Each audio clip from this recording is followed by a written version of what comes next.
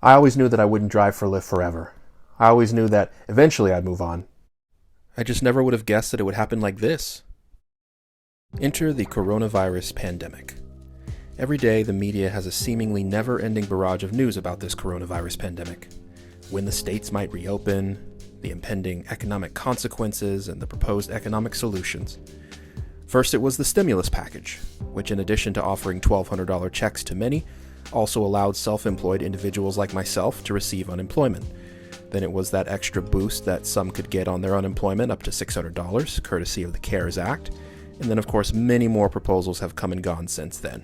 Meanwhile, many self-employed independent contractors are still out here trying to work because they have no choice. Some have still not received any of these stimulus benefits, and many are still unsure as to whether they'll ever get their unemployment or even what the status of their unemployment is. For those of you who don't already know, I'm Jason. I've been a Lyft driver for over 4 years now, and I've completed about 16,000 rides in the process. Many rideshare drivers are wondering if it will still even be possible to make a full-time living as a Lyft driver after the pandemic. In this quick video, I wanted to touch on that topic, and I wanted to share my observations regarding Lyft driver earning potential from my perspective, changes to the Express Drive car leasing program, and why I will likely be permanently retiring from my Lyft driving career. So if you're thinking of getting into rideshare and/or you're just curious how one veteran driver has been experiencing the current situation, then this video may be of interest to you. Let's get into it.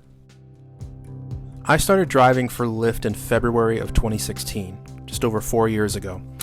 At that time, the market that I work in, which is the Davis, Sacramento, California market, in that market, you could realistically earn up to $30, $35 an hour on many evenings because of the plentiful bonuses, because of the booming rideshare market in Davis that was brought about by UC Davis, because of the hourly guarantees that Lyft used to offer, not to mention the fact that leasing a car through Lyft's leasing program used to be free as long as you completed a certain number of rides every week.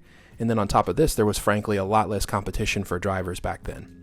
Now, my point in saying all this is to say that at that time, for me at least, being a Lyft driver was actually a really good gig. It was working out for me, and I was having a pretty good time doing it. Let's fast forward to more recent times. Now, of course, there's basically no chance of making a full-time real living being a Lyft driver at this very moment in time because of the pandemic. And I must say, even before this pandemic began, it was already becoming questionable as to whether or not it was even worth it to do the Lyft car leasing program anymore.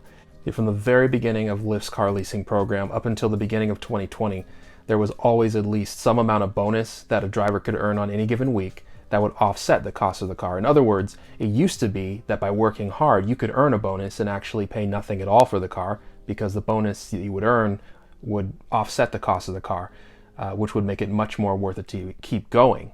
As of January 1st, 2020, all of the weekly Express Drive bonuses were discontinued, meaning since January 1 of this year, we Lyft drivers have been paying $250 a week straight out of our pockets, straight out of our weekly earnings for that car.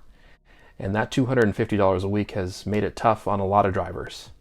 Even for those who had been driving with their own vehicle, I believe that before this pandemic came along, it was already becoming questionable for them too as to whether or not it was possible to make a good full-time living as a Lyft driver anymore.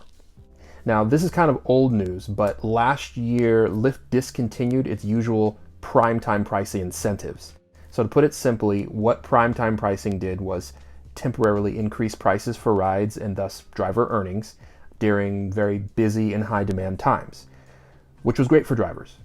A lot of drivers, like myself included, made a lot of money off that, and we were very disappointed as we saw a decrease in our usual weekly earnings because this was discontinued.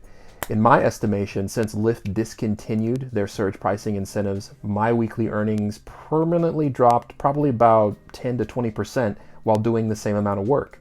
And mind you, this was about a year ago, more than a year ago. So a 10% to 20% drop in earnings week after week for that long is a pretty significant loss. And I know that a lot of drivers have been feeling the pain from that.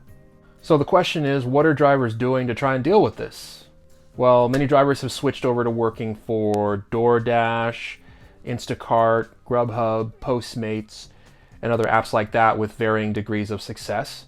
I myself, to be honest, have resorted to DoorDashing as a temporary solution to deal with these unprecedented times, and it's been holding me over pretty well. So, will it still be worth it to drive for Lyft after this pandemic?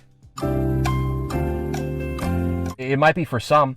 In my estimation, unless Lyft reinstates many of the old bonuses that it discontinued in many of its markets, probably not going to happen. And unless the Lyft Express Drive program makes it possible to work hard and pay for all or at least part of your car lease through your hard work like they used to, probably not going to happen.